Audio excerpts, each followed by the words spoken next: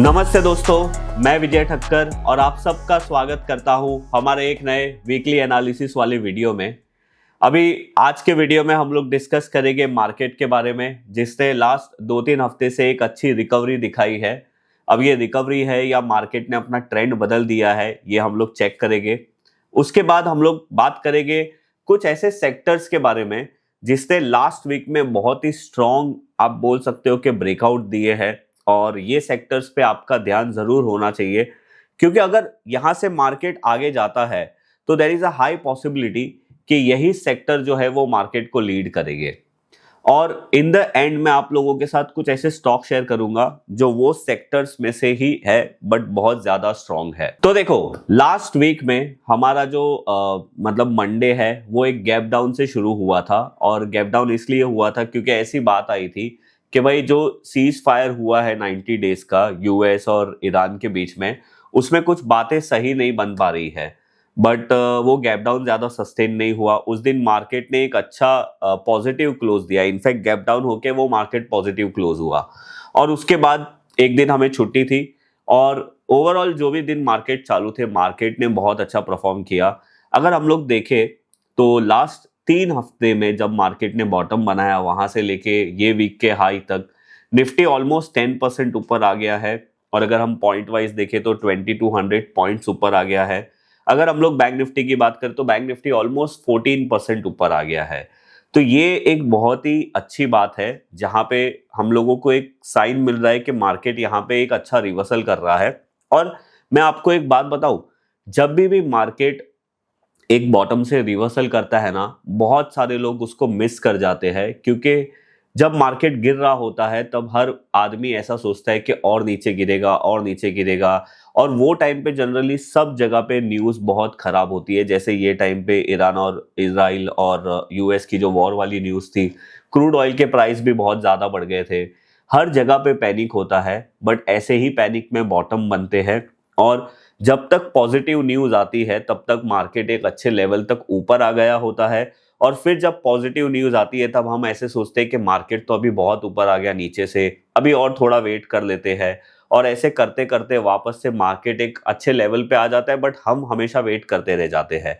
तो इसी रिलेटेड मैंने last to last week Wednesday वाले वीडियो में एक मेरा ऑब्जर्वेशन आप लोगों के साथ शेयर किया था कि जब मार्केट में बॉटम फॉर्मेशन बनता है ना, तो उसके 3 कैरेक्टरिस्टिक्स कौन से होते हैं। अगर आपने नहीं देखा तो वो वीडियो जाके जरूर देख लीजिए, अगली बार आपको काम आएगा जब मार्केट वापस से बॉटम फॉर्मेशन बना रहा होगा तब। तो चलो अभी हम लोग क्या करते हैं, निफ्टी के चार्ट में जाते हैं और समझते हैं कि कौन से लेवल अच्छे हैं और कौन से लेवल्स पे हमें ध्यान देना चाहिए। तो देखो, ये मंथली टाइम फ्रेम का चार्ट है, और आप यहाँ पे देखो निफ्टी ऑलमोस्ट दिसंबर महीने से जो हाई मारा था 26,325, उससे लेके अप्रैल महीने के स्टार्ट तक निफ्टी ने लो मारा था 22,182। बट लास्ट मंथ में ही मार्केट ने बहुत ही बड़ा बेरिश कैंडल बनाया था। और ये जो मैंने आपको यहाँ पे बताया था ना, 22,100 से लेके 21,700, ये हमारे लिए बहुत ही एक बड़ा इंपॉर्टेंट सपोर्ट था लॉन्ग टर्म चार्ट्स में। अगर लॉन्ग टर्म सपोर्ट्स ब्रेक हो जाते हैं ना तो बहुत प्रॉब्लम हो सकती थी, बट लकीली वो हुआ नहीं। अभी आप यहाँ पे देखो वीकली टाइम फ्रेम पे वापस से मार्केट जो प्रीवियस स्विंग लो को ब्रेक किया था उसको एज अ रेजिस्टेंस बनाने के लिए यहाँ पे आया है। अब जिस दिन मैं ये वीडियो बना रहा हूँ सैटरडे, उसके एक दिन पहले एक न्यूज आई थी कि ईरान ने वो जो हार्मोन्स जो है, जहाँ से सारी शिप्स जाती है, ऑयल की टैंकर्स जाते हैं, शिप्स जाती है, टैंकर्स तो नहीं बोल सकते, तो उसको सब कंट्रीज के लिए ओपन कर दिया है। अब ये एक पॉजिटिव न्यूज़ है। उसके वजह से जो क्रूड ऑयल है वो भी मेरे ख्याल से फ्राइडे की शाम को ऑलमोस्ट 10-15% नीचे करेक्ट हो गया था। और उस वजह से जो गिफ्ट निफ्टी है वो भी अच्छी खासी ऊपर दिखा रही थी। तो मुझे ऐसा लग रहा है कि मंडे कुछ 400-500 पॉइंट का एक गैप अप हो सकता है, तो ये रेजिस्टेंस भी ब्रेक हो जाएगा। बट ये रेजिस्टेंस वैसे पहले एक सपोर्ट था यहाँ पे, और अब हमारे लिए एज अ रेजिस्टेंस काम करेगा। बट देखो, मुझे तो पर्सनली ऐसा लगता है कि मार्केट का जो टेम्पररी बेस है, टेम्पररी मैं इसलिए बोल रहा हूँ क्योंकि हमें पता नहीं कि 2 महीने बाद क्या होगा, 3 महीने बाद क्या होगा। बट फिलहाल मुझे ऐसा लग रहा है कि मार्केट का एक टेम्पररी बेस बन गया है, और मार्केट अभी एक आप बोल सकते हो कि डाउन ट्रेंड से एक अप ट्रेंड में मार्केट शिफ्ट हो रहा है। और जो मेजर अप ट्रेंड है वो तो obviously all time high break होने के बाद बनेगा। और मैंने ना एक 1 मार्च को एक मैंने वेबिनार भी किया था जो यूट्यूब पे मैंने लाइव किया था। उसके बाद वो वीडियो को मैंने यूट्यूब पे सबके लिए लाइव कर दिया था क्योंकि उसमें हमारी लिमिटेशन थी। तो 3,000 लोग वो वेबिनार में आए थे, सब लोग ने देखा था। वहाँ पे मैंने कुछ कॉन्सेप्ट्स के बारे में बात की थी कि नॉर्मली एक इन्वेस्टर है ना, कैसे इन्वेस्टमेंट करने के लिए सोचता है। तो वो क्या करता है, पास्ट 1 ईयर के रिटर्न को ध्यान में रख के इन्वेस्टमेंट करने की सोचता है। तब वो टाइम पे सिल्वर बहुत अच्छा चल रहा था तो ज़्यादातर लोगों का ध्यान सिल्वर और गोल्ड में था। बट वो वाले ऑलमोस्ट 1 घंटे से भी ज़्यादा का वो वीडियो है, उसमें मैंने ये बताया था कि जो हमारा इंडेक्स है, मतलब मार्केट है, उसने सितंबर 2024 में हाई बनाया था और उसके बाद मार्केट ने कुछ खास रिटर्न नहीं दिया है। तो मेजरली डिसअपॉइंटमेंट ये इंडेक्स से था और आने वाले टाइम में ये इंडेक्स एक अच्छा परफॉर्म कर सकता है क्योंकि अभी सब लोग ये इंडेक्स में या फिर आप बोल सकते हो कि इक्विटी मार्केट में बहुत ज़्यादा डिसअपॉइंटेड थे। तो जनरली यहाँ पे आने वाले टाइम में एक अच्छा रिटर्न मिल सकता है, उसका प्रोबेबिलिटी हाई होता है। तो अगर आपने वो वीडियो नहीं देखा तो उसकी भी लिंक यहाँ पे डाल दूंगा, आप जरूर देख लेना। बट उसमें आपको एक प्रोस्पेक्टिव मिलेगा कि कैसे हम लोगों को मार्केट को लेकर एनालिसिस करना चाहिए। मार्केट हमेशा पास्ट परफॉर्मेंस की नहीं, फ्यूचर में क्या हो सकता है ना, उसके रिलेटेड होता है। तो देखो, ये वीकली टाइम फ्रेम पे हमारा रेजिस्टेंस हो गया। अभी आप अगर डेली टाइम फ्रेम पे देखोगे तो यहाँ पे निफ्टी का एक रेजिस्टेंस था जो गैप डाउन के टाइम पे मुझे लगा था कि ये पूरा वापस से रेजिस्टेंस रीटेस्ट होगा, बट हुआ नहीं और अभी यहाँ पे है। और उसके बाद वापस से एक रेजिस्टेंस आएगा विच इज 24,990 के आसपास। तो ये मार्केट का लेवल है। अभी एक सबसे बेटर सपोर्ट अगर हम लोग बोले तो वो है 23,378 का। तो मेरे हिसाब से मार्केट का ट्रेंड अभी रिवर्स हो गया है और मेरे हिसाब से अगर मार्केट नीचे आता है तो that will be a buying opportunity. और हाँ, मैंने वो वीडियो में आप लोगों के साथ ये भी किया था कि जब मार्केट नीचे गिरता है, हमारे पास कॉन्फिडेंस नहीं होता है स्टॉक्स में इन्वेस्टमेंट करने के लिए, तो हम ऐसे टाइम पे जूनियर जो बीज है, मतलब नेक्स्ट निफ्टी नेक्स्ट की जो जूनियर बीज होती है उसमें इन्वेस्टमेंट कर सकते हैं या स्मॉल कैप की ईटीएफ में इन्वेस्टमेंट कर सकते हैं। तो इनफैक्ट वो भी बहुत अच्छे खासे ऊपर आ गए हैं। तो अभी देखो, ये बैंक निफ्टी का चार्ट है।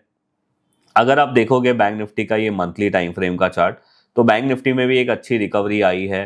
वीकली टाइम फ्रेम का चार्ट देखोगे तो बैंक निफ्टी में भी अभी एक रेजिस्टेंस है विच इज 57,630 का। और आप डेली टाइम फ्रेम पे देखोगे तो बैंक निफ्टी में एक जो इम्पोर्टेंट सपोर्ट है वो ये है 53,900 से लेके 53,500, और रेजिस्टेंस जो मैंने आपको बताया 57,600। पर मंडे अगर एक बड़ा गैप अप हुआ तो बैंक निफ्टी का ये रेजिस्टेंस भी ब्रेक हो जाएगा।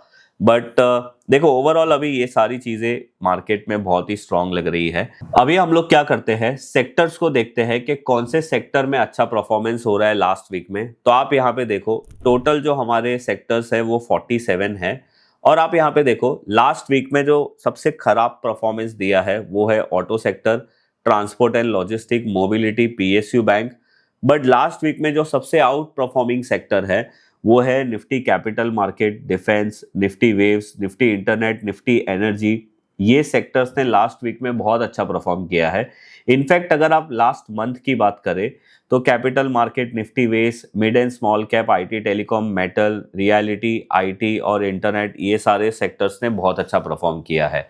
अब देखो, मैंने है ना अपने ट्विटर पे एक ट्वीट भी किया था। कैपिटल मार्केट का इंडेक्स जब ऑल टाइम हाई पे आ रहा था वो टाइम पे मैंने वहां पे ये बताया था कि अगर कैपिटल, मतलब ये 1 हफ्ते पहले की बात है, कि अगर कैपिटल जो इंडेक्स है, कैपिटल मार्केट का इंडेक्स अगर ऑल टाइम हाई पे आ रहा है तो वो कुछ इंडिकेट कर रहा है कि मार्केट में अभी बहुत पॉजिटिविटी है। बिकॉज जब मार्केट बुल में आता है, जब मार्केट अच्छा चलता है, तब सबसे ज़्यादा फायदा होता है कैपिटल मार्केट वाले स्टॉक्स को। और आप देखो, पिछले 2 हफ्ते से कैपिटल मार्केट के स्टॉक्स बहुत ही अच्छी तरीके से आउट परफॉर्म कर रहे हैं। तो आज जो वीडियो में हम लोग स्टॉक की डिस्कशन करने वाले हैं ना, उसमें से एक स्टॉक तो कैपिटल मार्केट का ही है और जो दूसरा स्टॉक है वो जनरली एनर्जी सेक्टर से है। क्योंकि हम लोग ने ये देखा है लास्ट वीक में एनर्जी सेक्टर में भी बहुत अच्छा एक आउट परफॉर्मेंस मिला है। तो ये था अपना सेक्टर एनालिसिस। अगर हम एफआईएस की बात करें तो आप यहाँ पे देखो, लास्ट वीक में एक ही दिन मार्केट में एफआईएस ने सेलिंग की है, बाकी तीनों दिन एफआईएस में बाइंग आई है। अभी आप यहाँ पे एक चीज नोटिस करो, यहाँ पे है ना एक पैटर्न चेंज होता हुआ दिख रहा है। पहले एफआईएस की बहुत हैवी सेलिंग आती थी, बट अभी एफआईएस की थोड़ी बहुत बाइंग दिख रही है। बट अगेन मैं आपको यही बोलूंगा कि ये नंबर देखने से हम लोगों को जल्दी डिसीजन नहीं लेना चाहिए। अगर ये कंटिन्यूसली रहा तो हमारे लिए अच्छा रहेगा। तो ये एक बात है। अभी हम लोग अगर डॉलर इंडेक्स की बात करें तो वो 98 के आसपास है। लास्ट वीक में इंडिया विक्स भी ऑलमोस्ट 9% गिर चुका है, 17 के आसपास ट्रेड हो रहा है।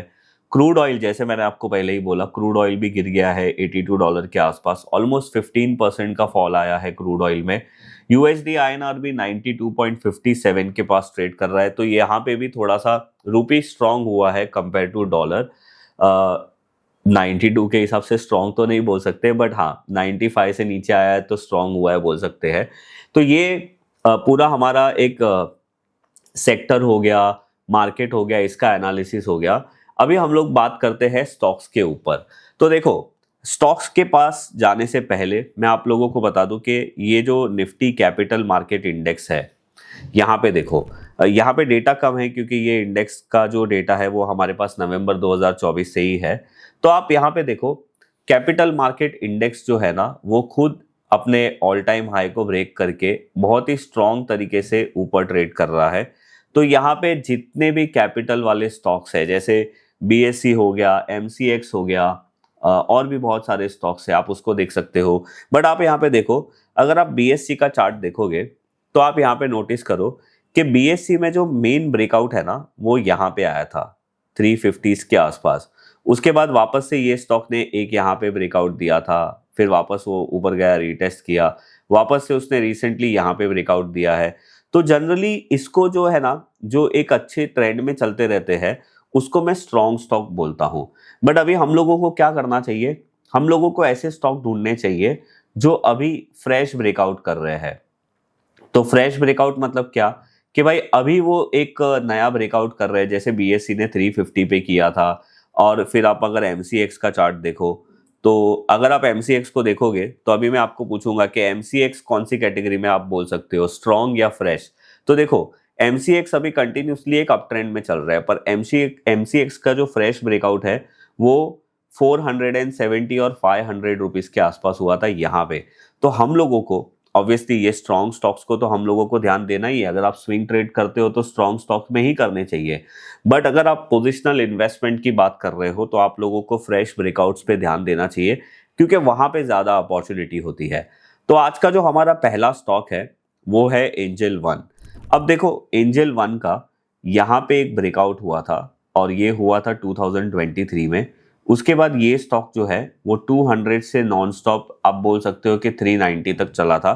बट अभी उसके बाद मार्केट भी खराब हुआ, कैपिटल मार्केट की स्टॉक्स भी खराब हुए, तो ये स्टॉक कंटिन्यूसली नीचे गिरा, वापस थोड़ा ऊपर गया, वापस नीचे गिरा, वापस ऊपर गया, वापस नीचे गिरा, वापस ऊपर गया, वापस नीचे आया। बट आप यहाँ पे एक चीज नोटिस करो, ये जो लो है ना, ये लो वो ब्रेक नहीं कर रहा था जो प्रीवियस एक तरीके से रेजिस्टेंस था। और अभी फाइनली ये स्टॉक ने एक ट्रेंड लाइन ब्रेकआउट किया है। और आप ये देखो, ये जो ट्रेंड लाइन है वो जनवरी 2024 की है। और ये ब्रेकआउट एक तरीके से आप देखोगे ना, अगर मैं वॉल्यूम वाला कैंडल यहाँ पे लगाता हूँ तो ये ब्रेकआउट बहुत ही स्ट्रॉन्ग ब्रेकआउट हुआ है। तो अभी एंजल के लिए जो नेक्स्ट रेजिस्टेंस है वो ऑब्वियसली 390 है, जो इसका ऑल टाइम हाई है।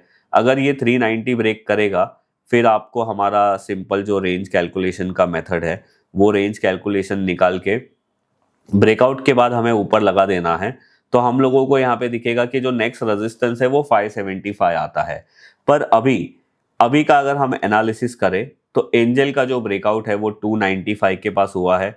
अगर एंजल 270 या 260 लेवल ब्रेक कर देगा तो हम ऐसे मान सकते हैं कि ये जो सेटअप है वो फेल हो गया, और इसका जो इमीडिएट रेजिस्टेंस है वो 390 के पास आता है। तो एंजल एक ऐसा स्टॉक है, अगर मैं अभी कैपिटल मार्केट इंडेक्स में देखूं तो ये अभी एक तरीके से फ्रेश ब्रेकआउट आप बोल सकते हो। उसके अलावा ग्रो भी आप देख सकते हो, बट ग्रो में डेटा कम है तो मैं उसको नहीं कंसीडर कर रहा हूं। बट ग्रो ने भी फ्रेश ब्रेकआउट किया है। और आनंद राठी हो गया, आप उसका भी चार्ट देखो, वो भी एक तरीके से स्ट्रॉन्ग स्टॉक है, वो बहुत टाइम से अच्छा चल रहा है। तो ये एक सेक्टर है जिसके ऊपर मुझे ध्यान है और उसके अंदर ये स्टॉक मुझे अच्छा लग रहा है, तो मैंने आप लोगों के साथ शेयर कर दिया। अभी आज के हमारे दूसरे स्टॉक्स पे जाने से पहले मैं आप लोगों को एक सेक्टर के बारे में बताना चाहता हूं, जो है निफ्टी एनर्जी। अब आप यहाँ पे देखो, ये निफ्टी एनर्जी का चार्ट है और वीकली टाइम फ्रेम पे देखो। निफ्टी एनर्जी ने रिसेंटली यहाँ पे एक टॉप बनाया था जुलाई महीने में और अक्टूबर सितंबर महीने में। उसके बाद ये अच्छा खासा गिरा, बट ये अगेन इसने जहाँ पे पहले ब्रेकआउट किया था 2023 में, उसका इसने सपोर्ट लिया और यहाँ पे ही ये कंसोलिडेट कर रहा था। अब निफ्टी एनर्जी में भी एक स्ट्रॉन्ग ब्रेकआउट हुआ है लास्ट वीक में और ये एक बहुत अच्छी बात है। और अगर आप मार्केट को लास्ट वीक में आपने नोटिस किया होगा कि एनर्जी पावर रिलेटेड स्टॉक्स बहुत अच्छे चल रहे थे। अब उसके अंदर पावर के अंदर केबल को भी आप देख सकते हो, बट मैं स्पेसिफिकली आज के वीडियो में एनर्जी स्टॉक्स के बारे में बात करूंगा। तो उसके अंदर जो पहला एनर्जी स्टॉक है जो मुझे अच्छा लग रहा है वो है वॉल्ट लैम्प करके। अगर आप इसका चार्ट देखोगे तो इसने वीकली टाइम फ्रेम पे एक बहुत अच्छा ट्रेंड लाइन ब्रेकआउट किया है और ये स्टॉक का जो नेक्स्ट रेजिस्टेंस है वो 14,800 के आसपास बन रहा है। इसने ब्रेकआउट किया है 9,100 के पास। अगेन अगर ये स्टॉक 8,200 लेवल ब्रेक करता है तो ये सेटअप खराब हो जाएगा। तो पावर सेक्टर और एनर्जी सेक्टर के अंदर आप वॉल्ट लैम्प को देख सकते हो। दूसरा एक स्टॉक है वो है क्वालिटी पावर इलेक्ट्रिकल इक्विपमेंट करके। अब आप देखो ये सेक्टर ने भी ये स्टॉक ने भी बहुत ही एक स्ट्रॉन्ग ब्रेकआउट दिया है। अब आप देखो ये वीकली टाइम फ्रेम का चार्ट है, अगर इसका वॉल्यूम कैंडल अप करोगे तो आप यहाँ पे देखो ये स्टॉक ने भी बहुत ही ज्यादा स्ट्रॉन्ग ब्रेकआउट दिया है। और एक जो स्टॉक है वो है लॉयड मेटल एंड एनर्जी। अब देखो लास्ट वीक में मेटल इंडेक्स ने भी बहुत अच्छा आउट परफॉर्मेंस दिया है। अगर आप वेदांता को देखोगे तो वेदांता जो स्टॉक है उसने एक फ्रेश ब्रेकआउट दिया था 526 के आसपास। अब ये अपने ऑल टाइम हाई पे चल रहा है। एक आप लोगों को डिस्क्लेमर देना चाहता हूँ कि हमारे जो भी रिसर्च एनालिस्ट वाले क्लाइंट है उसके पास ये स्टॉक है, बट हम लोग ने बहुत ही लोअर लेवल पे बाय किया था। तो आप अभी इसमें कोई इन्वेस्टमेंट अपॉर्चुनिटी नहीं है, अभी तो ये बहुत महंगा हो गया है। बट मैं आपको ये बताने की कोशिश कर रहा हूँ कि ये स्टॉक में एक टाइम पे अपॉर्चुनिटी थी। तो देखो ये जो अभी हम लोग बात कर रहे हैं लॉयड एंड मेटल वाला, वापस से वो स्टॉक को मैं लेके आता हूँ यहाँ पे। तो यहाँ पे ये स्टॉक में भी एक बहुत ही अच्छा फ्रेश ब्रेकआउट हो रहा है और इनफैक्ट अभी तक हुआ नहीं है वैसे देखे तो। इसका जो मेजर रेजिस्टेंस है वो है 1612 से लेके 1560। अब अगर ये स्टॉक भी इसके ऊपर सस्टेन रहेगा तो यहाँ पे भी हम लोगों को एक अच्छी स्ट्रेंथ दिखाई देगी। तो आज के वीडियो में मैंने आप लोगों के साथ एक तो एंजल वन शेयर किया है, उसके बाद वॉल्ट लैम्प शेयर किया है, फिर क्वालिटी पावर बताया है और एक आप लोगों को लॉयड मेटल्स पे ध्यान देना है तो आप उसके ऊपर ध्यान दे सकते हो। वैसे बहुत सारे अच्छे स्टॉक्स हैं जिन्होंने लास्ट वीक में अच्छे ब्रेकआउट्स किए थे, बट जो सबसे ठीक मुझे लगे वो मैंने आप लोगों के साथ शेयर कर दिए। अब अभी यहाँ पे मैं आप लोगों को एक डिस्क्लेमर देना चाहता हूँ कि मैं यहाँ पे आप लोगों को कोई भी बाइंग सेलिंग रिकमेंडेशन नहीं दे रहा हूँ। मैं सिर्फ आप लोगों को लॉन्ग टर्म चार्ट्स की जो इंपॉर्टेंस है वो बता रहा हूँ कुछ स्टॉक्स को दिखा के। तो आप यहाँ पे कोई भी इन्वेस्टमेंट डिसीजन लेने से पहले अपनी रिसर्च जरूर कर लेना। और मैं आप लोगों को यहाँ पे जो सिखाने की कोशिश कर रहा हूँ ना वो चीज़ को आप ध्यान में रखिए। अगर आप लोगों को हमारी SEBI registered research analyst service के बारे में ज़्यादा जानना है तो उसकी लिंक मैं नीचे डिस्क्रिप्शन में दे दूंगा। और अगर आप लोगों को ये सीखना है कि भाई मल्टी ईयर ब्रेकआउट्स वाले स्टॉक्स को कैसे ढूंढते हैं, कैसे स्टॉक को शॉर्टलिस्ट करते हैं, कैसे प्रॉपर एनालिसिस करते हैं, सेक्टर स्टॉक और सारी चीज़ें कैसे करते हैं, तो उसके रिलेटेड मेरा एक कोर्स है, उसकी भी लिंक मैं नीचे डिस्क्रिप्शन में दे दूंगा, आप जाके वहाँ पे देख सकते हो।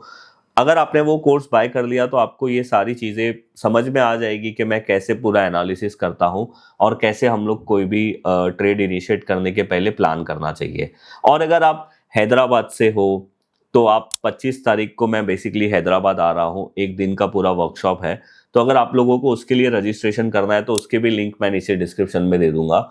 और मैं बेंगलोर में भी आ रहा हूँ और सूरत में भी आ रहा हूँ, मई महीने में आ रहा हूँ। मेरे ख्याल से सूरत में मैं 30 मई को आ रहा हूँ।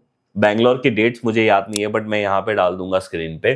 तो अगर आप हैदराबाद से हो, बेंगलोर से हो या फिर आप सूरत से हो, कहीं से भी हो तो आप वहाँ के लिए रजिस्ट्रेशन कर सकते हो। वहाँ का एक पूरा एक दिन का एक वर्कशॉप होता है जहाँ पे मैं हूँ और प्रशांत जी है, डिफाइन एज वाले जो हमारे भाई है, और भी बहुत सारे लोग हैं, सब अपनी अपनी स्ट्रैटेजी आप लोगों के साथ शेयर करेंगे और कैसे आप वो स्ट्रैटेजी को ऑटोमेटेड कर सकते हो वो भी आप लोगों को वहां पे दिखाएंगे। तो ये अगर आपको करना है तो आप उसके लिए रजिस्ट्रेशन कर सकते हो। और अगर आपको आज का ये वीडियो अच्छा लगा है तो आप हमारे वीडियो को लाइक और शेयर जरूर कर सकते हो। मैं मिलूंगा आप लोगों को ऐसे ही कोई नेक्स्ट वीडियो में, तब तक के लिए बाय बाय।